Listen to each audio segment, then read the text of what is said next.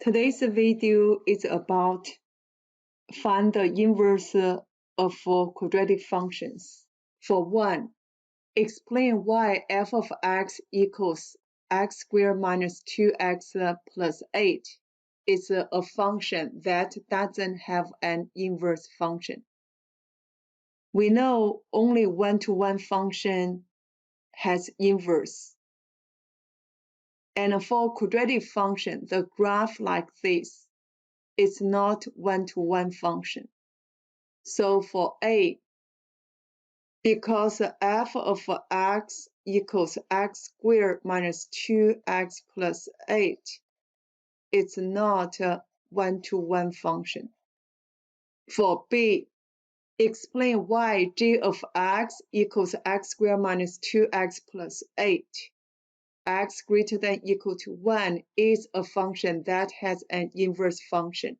For B, since the domain is restricted and this g of x is a one-to-one function, that's the reason it has an inverse function. For C, find the inverse function of g of x. State the domain and the range of it. If you are given the standard form of a quadratic function, you have to change into vertex form. Y equals ax minus h squared plus k to find its inverse. To change standard form into vertex form, you can use this completing square, or using h equals negative b over 2a and k equals f of h. First, let me show you use this formula. We know a equals 1, b equals negative 2, c equals 8. H equals negative b will be 2. 2a will be 2 times 1 equals 1. K equals f of 1, that is 1 squared, minus 2 times 1 plus 8. You will get 1 minus 2 plus 8 equals 7. Therefore, for vertex form will be a is 1. You don't have to write x minus 1 squared plus 7. We know that g of x equals x squared minus 2x plus 8. You can use completing square to change this standard form into vertex form. So I add negative 1 squared. Remember, it's a b over 2 squared. Then you subtract negative 1 squared plus 8. For these 3, you will get x minus 1 squared. This is a negative 1 plus 8. You will get 7. So g of x equals x minus 1 squared plus 7.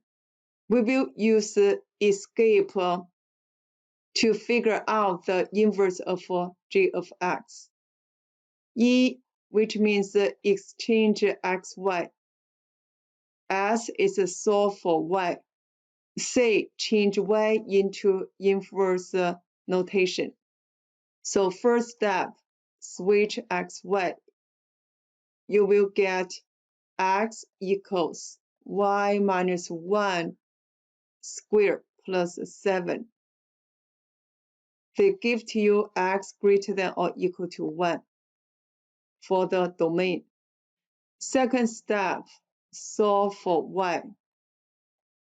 Since this is a power equation, isolation, you will get the x minus 7 equals y minus 1 squared. Then square root both sides. Remember, this is the rule. if you have a square root x squared, you will get absolute value of x. For absolute value of x, if x greater than equal to 0, you will get x. If for x less than 0, you will get negative x. Therefore, we will get absolute value of y minus 1. You will get here the x minus 7.